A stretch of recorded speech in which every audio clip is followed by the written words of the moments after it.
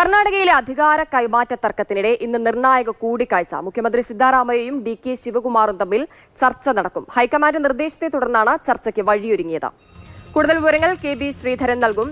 ശ്രീധരൻ, കർണാടകയിലെ ഒരു അധികാര തർക്കം കോൺഗ്രസ് ഹൈക്കമാൻഡിന് തന്നെ വലിയ തലവേദനയായിരിക്കുകയാണ്. രണ്ടു കൂട്ടരും വിട്ടുവീഴ്ചയ്ക്കില്ലാതെയാണ് നിലനിൽക്കുന്നത്. സിദ്ധാരാമയ്യാണെങ്കിൽ മുഖ്യമന്ത്രി പദത്തിൽ നിന്ന് മാറില്ല എന്നുള്ള ഒരു പദം വിട്ടുകൊടുക്കില്ല എന്നുള്ളൊരു തീരുമാനത്തിൽ ഉറച്ചു തന്നെ നിൽക്കുകയാണ്. ഇന്നുള്ള ചർച്ചയിൽ എങ്ങനെയാണ് ഒരു സമവായത്തിന് വഴിയൊരുങ്ങുക? ചർച്ച എപ്പോഴാരംഭിക്കും?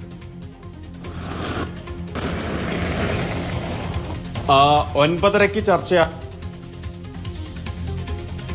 കാവേരിയിലേക്ക് എത്തിയിട്ടില്ല. ഏതായാലും അല്പസമയത്തിനകം തന്നെ അദ്ദേഹം എത്തുമെന്നാണ് മനസ്സിലാക്കുന്നത്. ഏതായാലും ഹൈക്കമാൻഡിന്റെ നിർദ്ദേശത്തെ തുടർന്നാണ് ഇങ്ങനെ ഒരു ചർച്ച, സമവായ ചർച്ച ആദ്യം സംസ്ഥാനത്ത് നടക്കുന്നത്. ഈ രണ്ട് പക്ഷത്ത് നിൽക്കുന്ന പ്രധാന നേതാക്കൾ ഡി.കെ. ശിവകുമാറും അതുപോലെ തന്നെ സിദ്ധരാമയ്യയും ഇവരാദ്യം കൂടിക്കാഴ്ച നടത്തട്ടെ. എന്നിട്ട് പ്രശ്നപരിഹാരം ഉണ്ടായില്ലെങ്കിൽ ഹൈക്കമാൻഡ് ഇടപെടാം എന്നുള്ള ഒരു നിർദ്ദേശമാണ് മല്ലികാർജ്ജുൻ ഖാർഗെയുടെ ഭാഗത്തുനിന്ന് ഉണ്ടായത്. ഏതായാലും സംസ്ഥാനത്ത് നിലവിലെ സാഹചര്യത്തിൽ ഈ തർക്കം തീരാനുള്ള സാധ്യത വളരെ കുറവാണ്.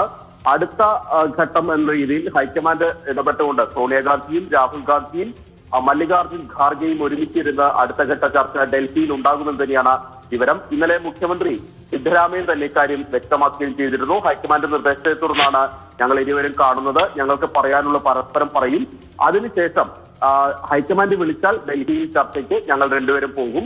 ഏതായാലും ഒരു കാര്യം കൂടി സിദ്ധരാമയ്യ ആവർത്തിച്ച് പറയുന്നുണ്ട്, എന്ത് വന്നാലും ഹൈക്കമാൻഡ് എന്ത് തീരുമാനമെടുത്തോ അതിനൊപ്പം താൻ നിൽക്കും എന്നുള്ള ഒരു നിർദ്ദേശം സിദ്ധരാമയ്യ പറയുന്നു. ഡി.കെ. ശിവകുമാറും അങ്ങനെ തന്നെയായിരിക്കും ചെയ്യുക എന്നും കൂടി സിദ്ധരാമയ്യ പറയുന്നുണ്ട്. പക്ഷേ സിദ്ധരാമയ്യ കർണാടകയിലെ അധികാര തർക്കത്തിൽ നിർണായക കൂടിക്കാഴ്ചയാണ് നടക്കാൻ പോകുന്നത്. എന്ത് തന്നെ വന്നാലും സിദ്ധരാമയ്യയും ശിവകുമാറും രണ്ടു കൂട്ടരും അതെ ഒരുപോലെ തന്നെ ഹൈക്കമാൻഡ് തീരുമാനത്തിനൊപ്പം നിൽക്കുമെന്ന് പറയുന്നുണ്ടെങ്കിൽ പോലും ഒരു അനുനയത്തിന് രണ്ടുപേരും തയ്യാറല്ല. ഇന്ന് നടക്കുന്ന ചർച്ചയ്ക്ക് ശേഷമായിരിക്കും അന്തിമ തീരുമാനത്തിലേക്ക് കടക്കാൻ പോകുന്നത്. കെ.ബി. ശ്രീധരനാണ് കൂടുതൽ വിവരങ്ങൾ പങ്കുവച്ചത്.